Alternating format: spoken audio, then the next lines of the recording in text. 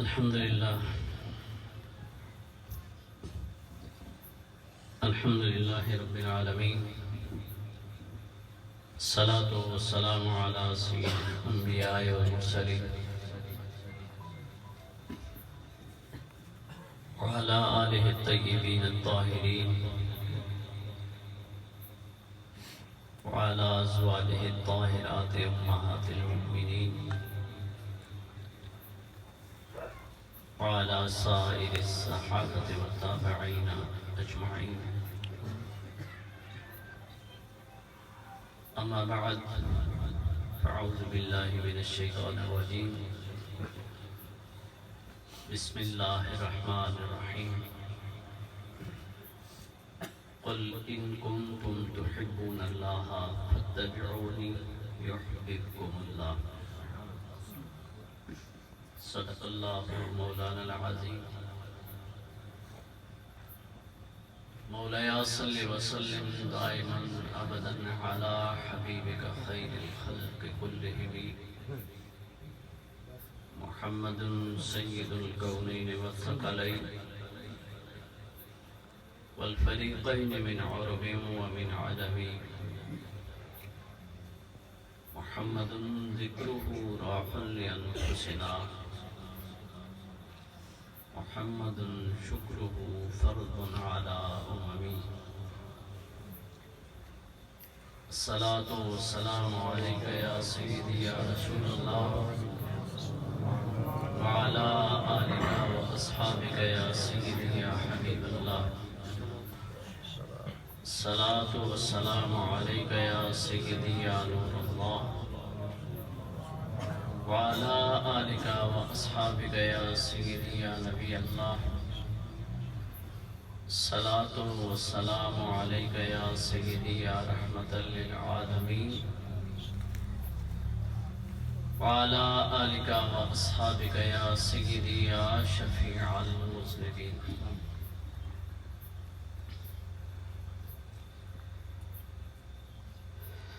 حاضرین محترم،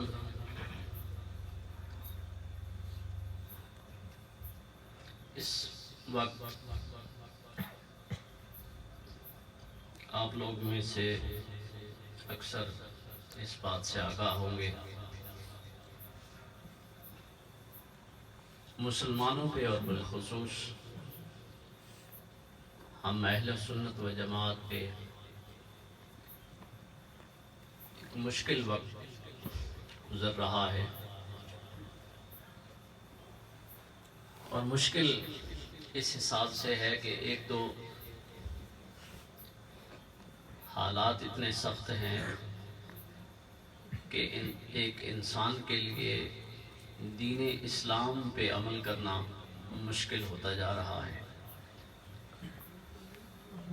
اور دوسرا مشکل حالات اس حساب سے ہیں کہ ایک جانب ہمارا دشمن اس کوشش میں ہے کہ ہمارے دین اسلام کی تعلیمات ان کو بگاڑ کر ان میں تبدیلیاں لا کر اس ایک نئے کھڑے کھڑائے اسلام کو ہمارے سامنے رکھیں، اور ہمارے لوگ جس اسلام کی وجہ سے ان کے اندر ایمان کی قوت اور رسول اللہ صلی اللہ علیہ وسلم سے وفا اور ان کے نام پہ قربان ہونے کی ہمت جس اسلام کی وجہ سے باقی ہے، اس اسلام کو ختم کرنے کی کوشش میں مصروف ہیں. لیکن یہ میرے اللہ کی حفاظت شدہ اسلام ہے، میری اللہ کی حفاظت میں رہنے والا دین ہے. نہ اس دین نے ختم ہونا ہے، نہ اس کی تعلیمات نے مسخ ہونا ہے. جو لوگ اپنی طرف سے کوشش کرتے ہیں وہ اپنی عاقبت برباد کر کے اس دنیا سے گزر جاتے ہیں، لیکن اس دنیا میں رسول اللہ صلی اللہ علیہ وسلم کے وفادار میرے اللہ کے بندے زندہ ہیں اور زندہ رہیں گے، اور دین اسلام کی صحیح تعلیمات وہ انشاءاللہ العزیز ہم دوستوں تک پہنچاتے بھی رہیں گے، اور ان پہ عمل کر کے دین اسلام کی بقا کے لیے اپنی زندگی کی ہر سانس کو خرچ بھی کریں گے۔ دوستان گرامی، ایک طرف تو ہم پہ حملہ ہو رہا ہے کہ دین اسلام کی تعلیمات کو مسخ کیا جائے، ان کے معاملات کو میں تبدیلی کی جائے۔ دوسری جانب ہم پہ حملہ ہو رہا ہے ہمارے عقائد کے حساب سے۔ یہ یاد رکھیں کہ یہ چیز حق ہے، علماء حقہ نے، اولیاء کرام نے اس چیز کو بیان کیا ہے کہ نجات اگر آخرت کی ممکن ہے، وہ نجات جس میں عذاب آخرت نہ ہو، وہ نجات جس میں اللہ رب العزت کی رضا ہی رضا ہو، اور اس میں انسان اللہ رب العزت کے غضب کا شکار نہ ہو، وہ رضا، وہ کامیابی صرف اور صرف اہل سنت و جماعت کے عقائد اور ان کے بتائے ہوئے معمولات کے مطابق عمل کرنے سے ممکن ہے۔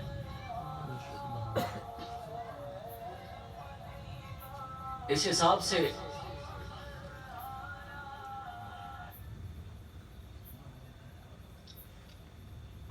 ہم یہ دیکھتے ہیں کہ ہمارا جو یہ سال گزرا ہے بالخصوص، اس میں ہم اہل سنت و جماعت کے بہت سے جھگڑے چلے ہیں، بہت سے معاملات ہوئے ہیں، اور ہمارے لوگ یہ سمجھتے ہیں کہ یہ جو گفتگو کرنے والے ہیں یہ بھی بہت بڑے گدی نشین ہیں، شیخ المشائخ ہیں، سید زادے ہیں، بڑی پڑھی لکھی ہستی ہیں، بہت ان کے پاس ان کے علم کا معیار بہت بلند ہے، ان کی گفتگار بہت اچھی ہے، یہ عالم دین اچھے ہیں، یہ بڑے مدرسے سے، بڑی جامعہ سے، بڑی یونیورسٹی سے فارغ التحصیل ہیں، اور جو یہ گفتگو کر رہے ہیں یہ بھی سید زادے ہیں، یہ بھی بہت بڑے عالم دین ہیں، یہ بھی بہت بڑے ڈاکٹر ہیں، یہ بھی بہت اچھی کتابیں پڑھے ہوئی ہیں، بہت بڑے مدرسے سے، یونیورسٹی سے فارغ التحصیل ہیں، اور یہ دونوں ہماری جماعت کے ہیں، یہ دونوں اہل سنت و جماعت سے ہیں، اس لیے ہمیں بڑوں کی لڑائی میں دخل نہیں دینا چاہیے۔ یہ ہماری عام لوگوں کی سوچ ہے۔ دوستان گرامی، یہ بڑوں کی لڑائی نہیں ہے، یہ ہماری اپنی لڑائی ہے، اور ہمارے اندر یہ نظریہ راسخ ہونا چاہیے کہ ہم اہل سنت و جماعت کا عقیدہ کیا ہے، کیونکہ اس عقیدے میں ہماری بقا ہے، اس عقیدے میں ہماری نجات ہے۔ اگر ایک شخص ہماری صف میں سے ہے، کسی درگاہ کا سجادہ ہے، کسی یونیورسٹی کا استاد ہے، کسی مدرسے کا معلم ہے، استاد ہے، کسی ہمارے اہل سنت و جماعت کی مسجد کا امام و خطیب ہے، لیکن اگر وہ ہمارے جو اسلاف ہیں، ہمارے جو بزرگ گزرے ہیں، جنہوں نے ہمیں اپنا عقیدہ، اپنے دین کا صحیح درس ہم تک پہنچایا ہے، اگر وہ ان کی بات کے خلاف چلتے ہیں تو ہم پر ان کی اطاعت لازم نہیں ہے۔ وہ کسی مسند سے تعلق رکھتے ہوں، وہ چورہ شریف سے ہوں، وہ کسی گدی سے تعلق رکھتے ہوں، وہ کسی مدرسے کے ساتھ، کسی ہماری جامعہ کے ساتھ تعلق رکھتے ہوں، لیکن اگر وہ غلط بات کہیں گے تو ہم انہیں پکڑیں گے، اور ان کے مقابلے میں صحیح عقیدہ ہماری طرف سے عوام الناس تک پہنچانا یہ ہم پہ فرض آتا ہے، اور اگر اس عقیدے کو ہم نہ پہنچائیں تو عند اللہ ہم گناہگار ہیں، ہم مسئول ہیں، ہم سے سوال کیا جائے گا کہ آپ نے دنیاوی عزت کی خاطر، دنیاوی رکھ رکھاؤ کی خاطر، دنیاوی معاملات میں بچنے کی خاطر لوگوں تک صحیح عقیدے کو کیوں نہیں پہنچایا۔ ان سارے معاملات کو سامنے رکھتے ہوئے چونکہ ہم اہل سنت و جماعت سے تعلق بھی رکھتے ہیں اور طریقت عالیہ نقشبندیہ مجددیہ سے ہماری نسبت بھی ہے، تو حضرت مجدد الفسانی رضی اللہ تعالی عنہ کا ایک مکتوب شریف میں آپ کے سامنے اس میں سے کچھ جملے جو ہیں وہ آپ کی سماعتوں کے لیے پیش کروں گا، تاکہ وہ ہدایت جو ہمارے مرشد ہمارے لیے چھوڑ کے گئے ہیں، ہمیں یہ علم ہو کہ جتنے بھی علماء، جتنے بھی مشائخ ایک دوسرے کے ساتھ گفتگو کر رہے ہیں، ان میں سے اس گفتگو کے مطابق حق پہ کون ہے، اپنا حق کون بول رہا ہے۔ حضرت مجدد الفسانی اپنی گفتگو شروع کرنے سے پہلے رسول اللہ صلی اللہ علیہ وسلم کی حدیث مبارکہ کا حوالہ دیتے ہیں، اور اس کے مطابق میں نے آیہ کریمہ کی تلاوت کی۔ قرآن مجید میں اللہ کریم ارشاد فرماتے ہیں قُلْ إِن كُنتُمْ تُحِبُّونَ اللَّهَ فَاتَّبِعُونِي يُحْبِبْكُمُ اللَّهُ، اگر تم میری اتباع کرو گے تو تمہیں اس کا صلہ یہ ملے گا کہ اللہ تم سے محبت کرنے لگے۔ اس اتباع میں یہ نہیں ہے کہ ہم نماز رسول اللہ صلی اللہ علیہ وسلم کے طریقے پر پڑھ لیں، ہم اپنی وضاقتہ رسول اللہ صلی اللہ علیہ وسلم کی وضاقتہ کے مطابق کر لیں، ہم اپنا لباس ان کے لباس کے مطابق کر لیں، بلکہ اس میں سے آپ کی ظاہری زندگی کے، آپ کی باطنی زندگی، آپ کی روحانی زندگی، آپ کی اسلامی زندگی، آپ کی تبلیغی زندگی،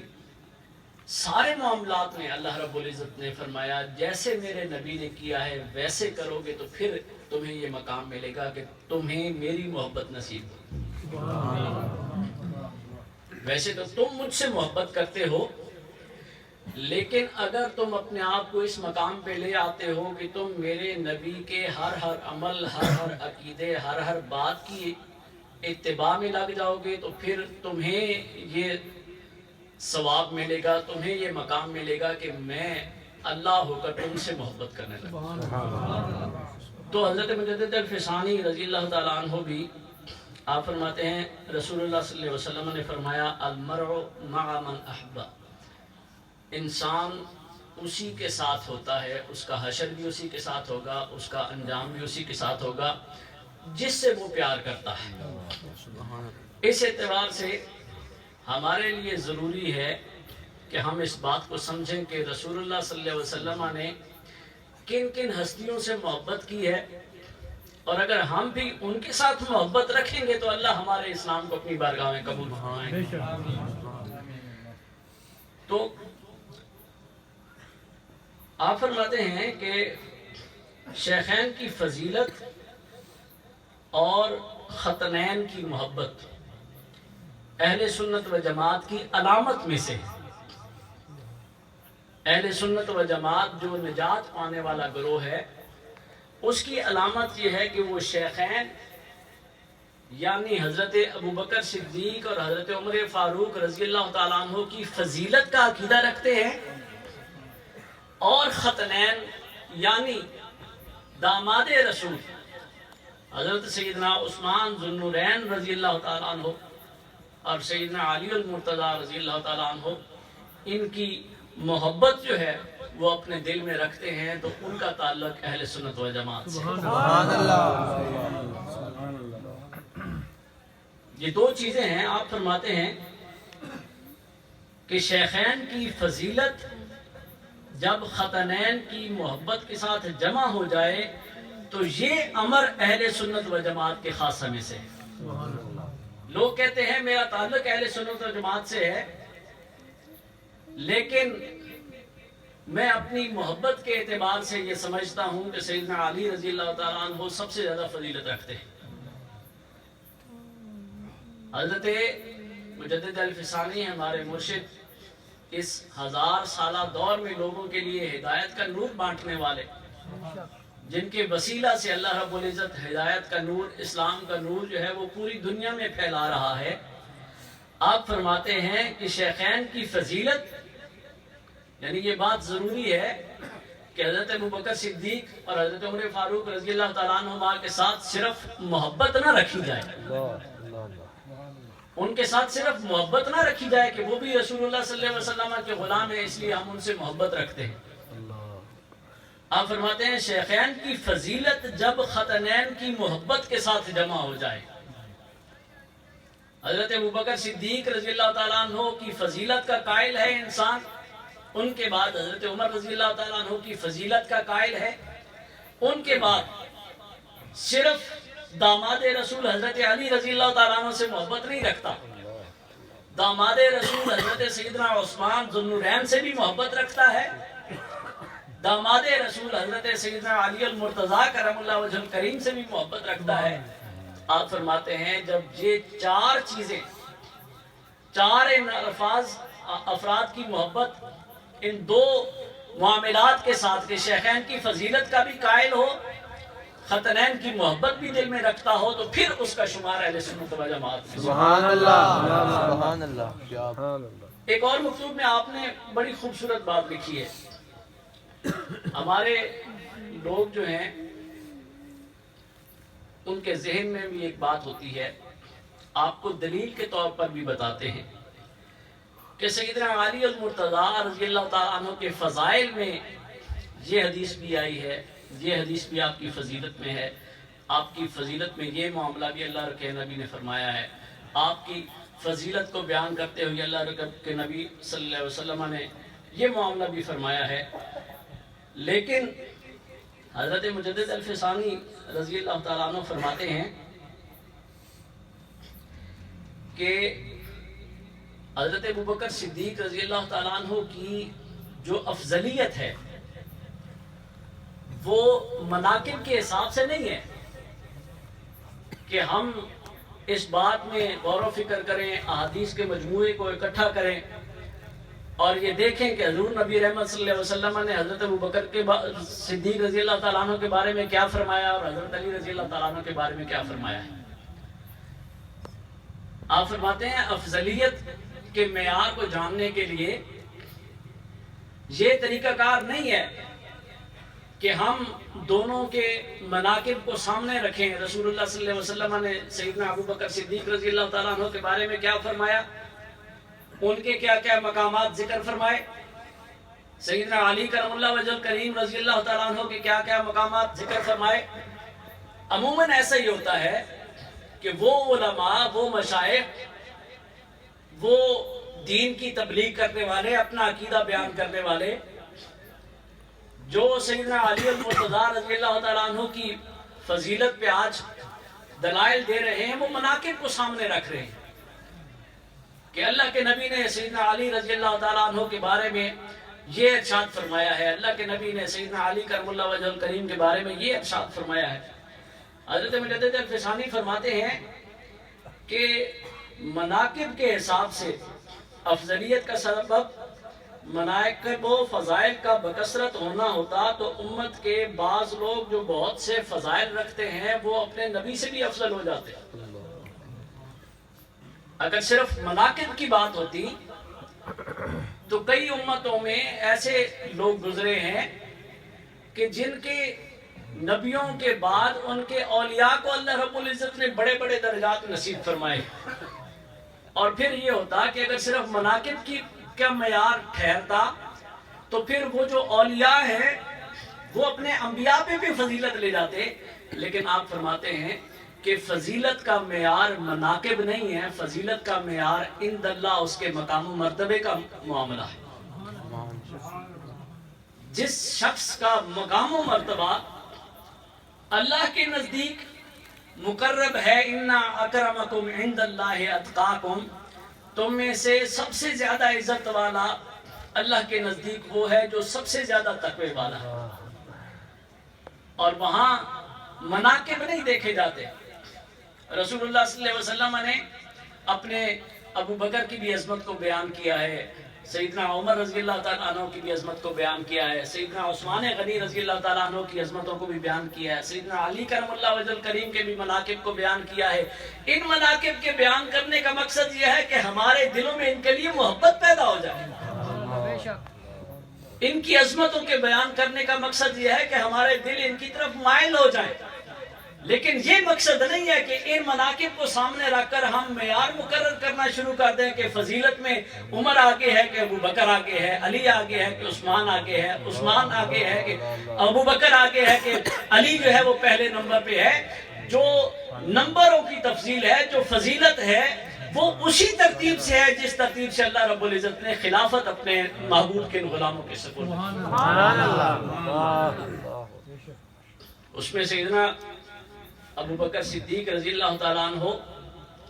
فضیلت میں، افضلیت میں، امت میں، اللہ رب العزت کی قربت میں سب سے پہلے نمبر پر رسول اللہ صلی اللہ علیہ وسلم کے بعد جس ہستی کا مقام آتا ہے وہ حضرت ابو بکر صدیق رضی اللہ تعالیٰ عنہ۔ اور پھر آپ فرماتے ہیں کہ یہ بات خیال رکھیں کہ جو لوگ حضرت علی کرم اللہ وجہ الکریم کے ساتھ جو محبت ہے اس کو رسول اللہ صلی اللہ علیہ وسلم نے دو طرح کا معیار جو ہے وہ رکھا ہے۔ آپ حدیث پاک کو ذکر کرتے ہیں کہ رسول اللہ صلی اللہ علیہ وسلم نے فرمایا، اے علی میں تجھ میں عیسیٰ علیہ السلام کی مثال دیکھتا ہوں۔ اے علی میں تجھ میں عیسیٰ علیہ السلام کی مثال دیکھتا ہوں، جن کو یہودیوں نے اس حد تک دشمن سمجھا کہ ان کی ماں پہ بہتان لگا دیا۔ یہودی ان کی دشمنی میں آگے نکل گئے، لیکن عیسیٰ علیہ السلام کی عظمتوں کو کچھ نہ بگاڑ سکے، بلکہ انہوں نے اپنا جو ہے وہ ایمان برباد کر لیا، اپنی آخرت برباد کر لی اللہ کے ایک نبی پہ الزام تراشتے ہوئے۔ لیکن فرماتے ہیں کہ علی آپ کی مثال حضرت عیسیٰ علیہ السلام کی مثال ہے، جن کی دشمنی میں ایک گروہ اتنا آگے نکل گیا کہ انہوں نے اپنا ایمان برباد کر لیا، لیکن حضرت عیسیٰ علیہ السلام کی دشمنی میں یہودیوں نے آ کر اللہ کے نبی اور ان کی ماں پہ جو ہے وہ تہمت لگا دی۔ اور فرماتے ہیں کہ دوسری طرف حضرت عیسیٰ علیہ السلام سے جو محبت کرنے والے ہیں وہ محبت میں اس درجہ آگے بڑھے کہ انہوں نے حضرت عیسیٰ علیہ السلام کو خدا کا درجہ دے دیا۔ تو رسول اللہ صلی اللہ علیہ وسلم نے فرمایا، اے علی آپ کی محبت اور آپ کی دشمنی میں بھی یہ دونوں گروہ جو ہیں، ایک وہ گروہ جو آپ کی دشمنی میں حد سے آگے نکل جائے گا، ایک وہ گروہ جو آپ کی محبت میں حد سے آگے نکل جائے گا، وہ دونوں گروہ جو ہیں وہ اپنا نقصان کریں گے۔ اعتدال والا وہ گروہ ہوگا جو آپ کی محبت میں افراد و تفرید سے بچتے ہوئے اس معاملے پہ رہے گا جس کو علماء اہل سنت و جماعت اور اولیاء و صلحاء بیان کر کے جائیں گے، اور وہ اس نہج پہ چل کر آپ کی محبت کو دل میں جگہ دے گا، تو وہ اس دنیا میں بھی کامیاب ہو جائے گا اور آخرت میں بھی۔ نعرہ تکبیر، نعرہ رسالت، نعرہ تحقیق، نعرہ حیدری، جورہ شریف زندہ باد۔ حضرت مجدد الفسانی رضی اللہ تعالیٰ عنہ کی اس بحث کو بیان فرماتے ہیں جو ہماری آج کی محافل میں چل رہی ہے، کہ جو سیدنا علی کرم اللہ وجہ الکریم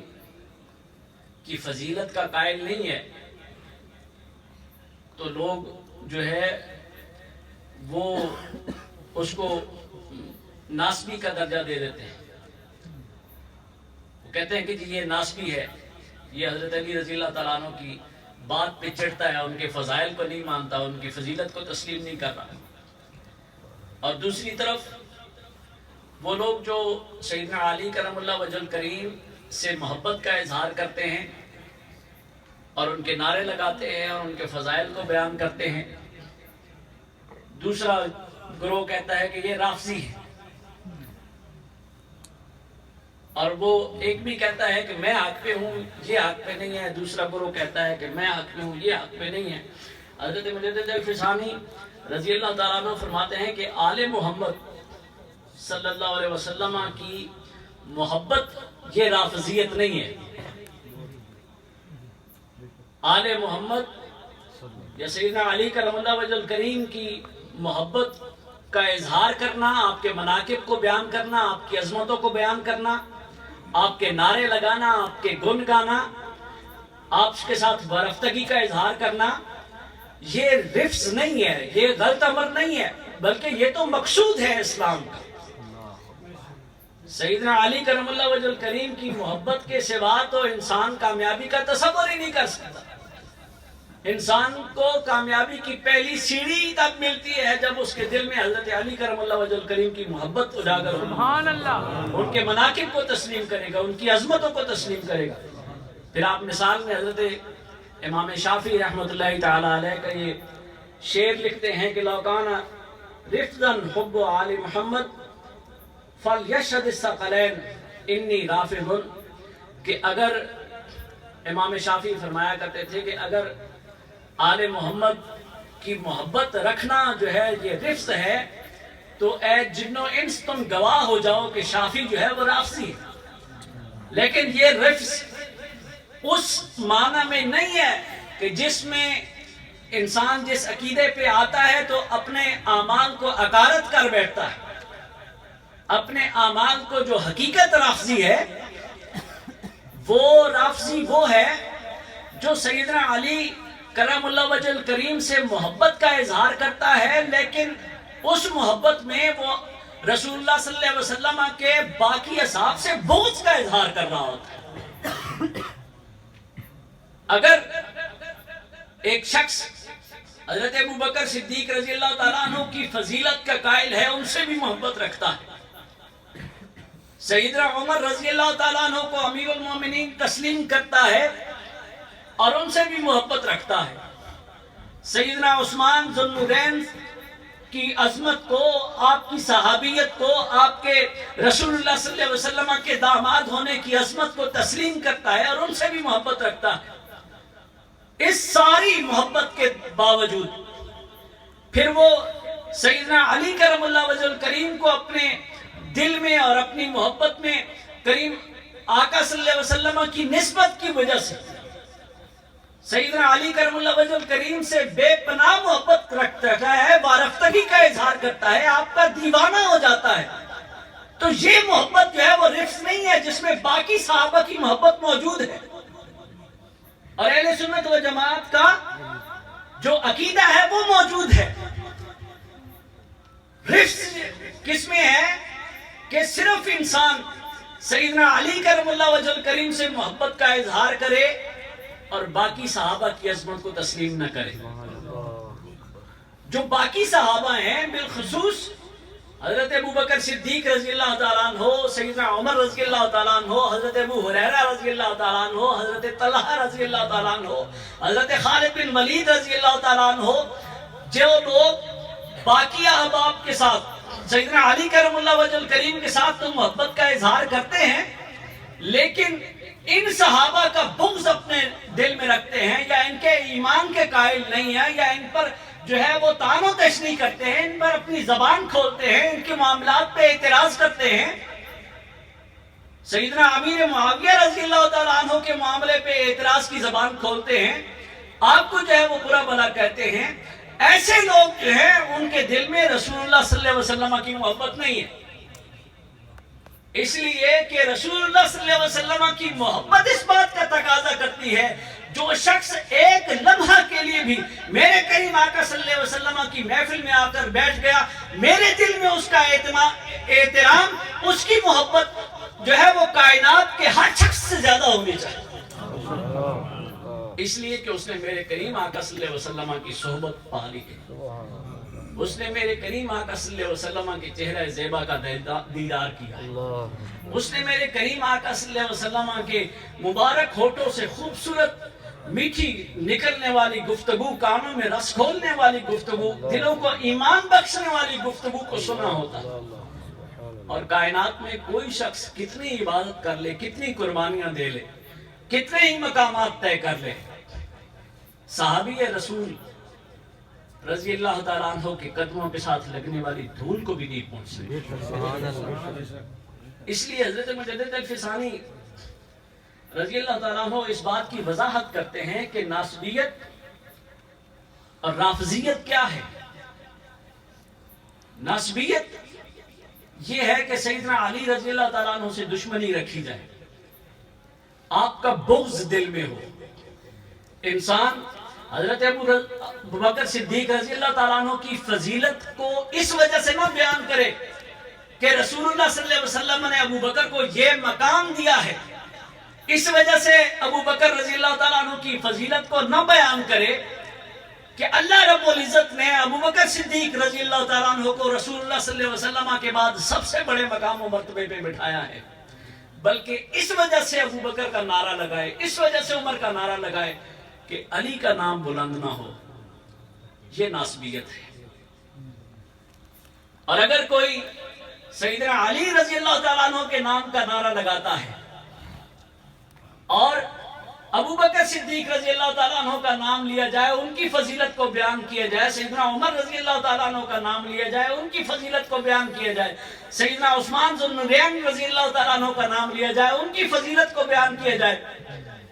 اور اس کا دل جو ہے وہ کڑنے لگ جائے، اس کے دل، اس کے چہرے کے آثار بدل جائیں، تو پھر اس کے دل میں سیدنا علی رضی اللہ تعالیٰ عنہ کی بھی محبت نہیں ہے۔ وہ علی کے ساتھ نام اس لیے لے رہا ہے کہ وہ اپنے بغض صحابہ کو چھپا رہا ہے، تو یہ رافضیت ہے۔ لیکن اگر کوئی شخص سارے صحابہ کا وفادار ہے، سارے صحابہ سے محبت رکھنے والا ہے، سارے صحابہ کا نام ادب سے لیتا ہے، سارے صحابہ کی عظمتوں کو سلام کرتا ہے، اور ابو بکر صدیق رضی اللہ تعالیٰ عنہ کی افضلیت کا بھی قائل ہے، عمر رضی اللہ تعالیٰ عنہ کی فضیلت کا بھی قائل ہے، سیدنا علی رضی اللہ تعالیٰ عنہ پہ اپنی جان نثار کرتا ہے، تو وہ نہ ناسبی ہے نہ رافضی ہے، وہ اس کا تعلق اہل سنت و جماعت سے۔ یہی ہے کہ ہماری صفوں میں حق چار یار کا نعرہ بھی لگتا ہے، ہماری صفوں سے سیدنا علی رضی اللہ تعالیٰ عنہ کے نعرے بھی بلند ہوتے ہیں، ہماری صفوں میں بیٹھنے والے حضرت امیر معاویہ رضی اللہ تعالیٰ عنہ کا نام بھی بلا احترام بے ادب ہو کر نہیں لیتے، بلکہ ہمیں تو بزرگوں نے یہ سمجھایا ہے۔ لوگ کہتے ہیں، یہ جب یہ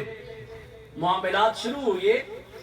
تو لوگوں کی زبانوں پہ ایک بات تھی کہ ہمیں بزرگوں نے کہا ہے کہ سیدنا امیر معاویہ رضی اللہ تعالیٰ عنہ کے بارے میں خاموشی اختیار کی جائے۔ دوستان گرامی، میں اس بات کی وضاحت کرنا چاہتا ہوں کہ ہمیں یہ نہیں کہا گیا کہ امیر معاویہ رضی اللہ تعالیٰ عنہ کے فضائل پہ یا ان کی صحابیت کو بیان کرنے پہ ہی خاموشی اختیار کی جائے، بلکہ یہ کہا گیا ہے کہ سیدنا امیر معاویہ رضی اللہ تعالیٰ عنہ اور سیدنا علی کرم اللہ وجہ الکریم کے درمیان جو معاملات ہوئے ہیں ان پہ خاموشی اختیار کی جائے۔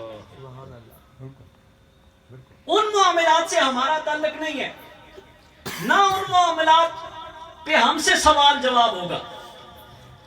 ہم سے نہیں پوچھا جائے گا کہ تم جو ہے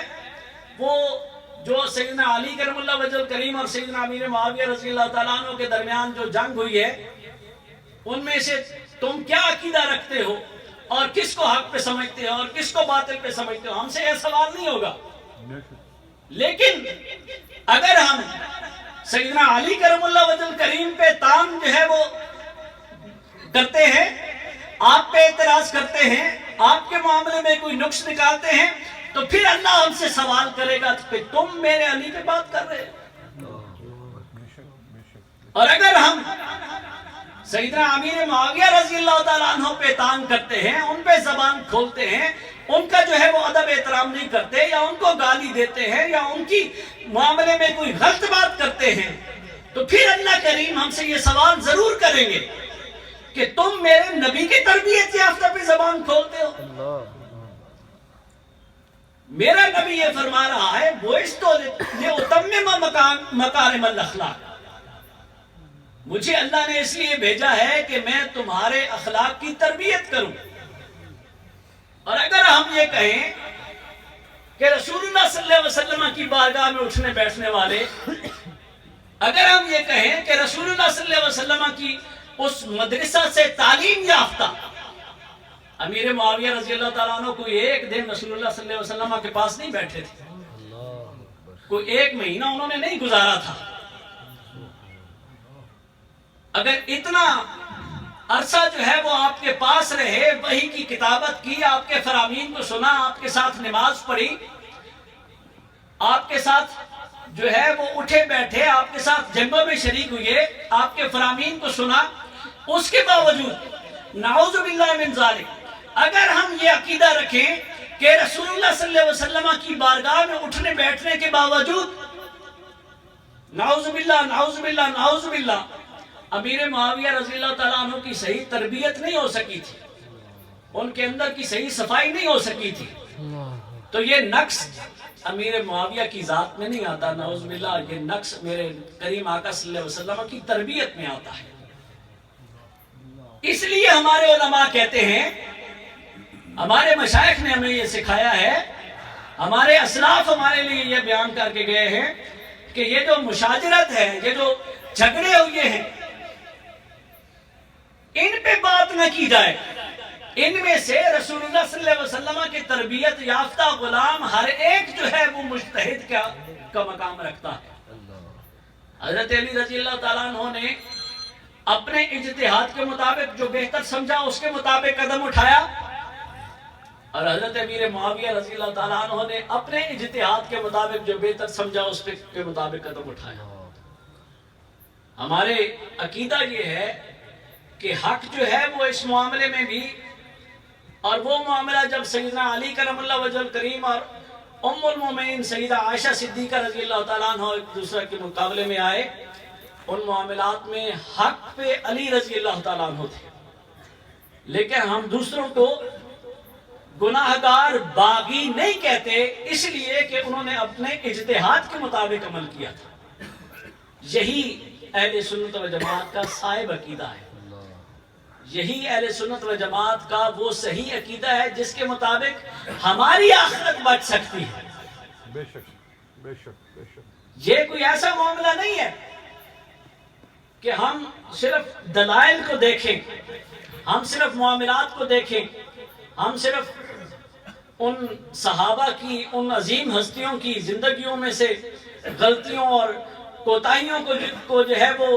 نکالنے کی اور ان کی زندگی میں سے کیڑے نکالنے کی کوشش کریں. تو اگر ہم یہ عمل کرتے ہیں تو ان کی عظمتوں کو فرق نہیں پڑنے والا.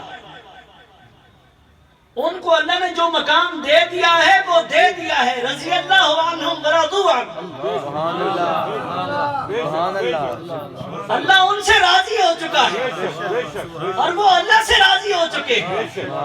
وہ جنت میں اپنے مقامات پا چکے ہیں. یہ اب ہماری بدقسمتی اور خوش قسمتی ہے، ہم ان کی محبت دل میں رکھتے ہیں تو خوش قسمتیاں ہمارا جو ہے وہ نصیب ہوتی ہیں. ہم ان کے ساتھ بغض رکھتے ہیں، ان کی زندگیوں میں سے کیڑے نکالتے ہیں تو اس زندگی میں بھی بے نور ہوں گے، آخرت کی زندگی بھی جان. نعرہ تکبیر، اللہ اکبر، نعرہ رسالت، یا رسول اللہ، نعرہ تحقیق، حق چار، نعرہ حیدری، ہر صحابی نبی جنتی جنتی، ہر صحابی نبی جنتی آستانہ عالیہ چورا شریف. تو یہ مکتوب شریف بہت لمبا ہے، میں نے اس کو آپ کے سامنے اسی لیے رکھا کہ ہمارے جو اسلاف ہیں، ہمارے جو بزرگ ہیں، ہمیں انہوں نے یہی سکھایا ہے اور یہی صحیح عقیدہ ہے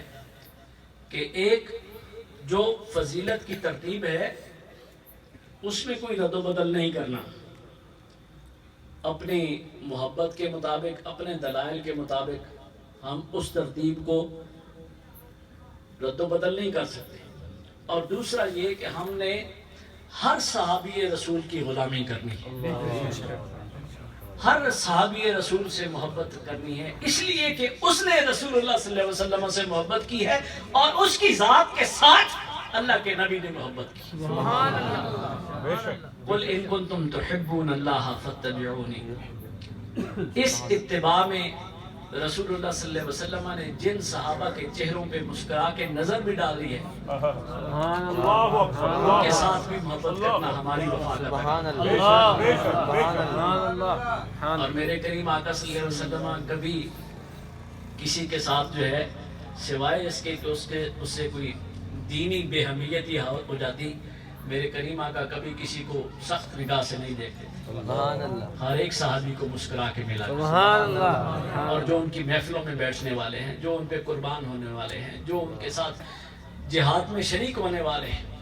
ان پہ تو میرے کریم راضی ہی راضی گئے. سبحان جب اللہ کے رسول ان کے ساتھ راضی ہیں،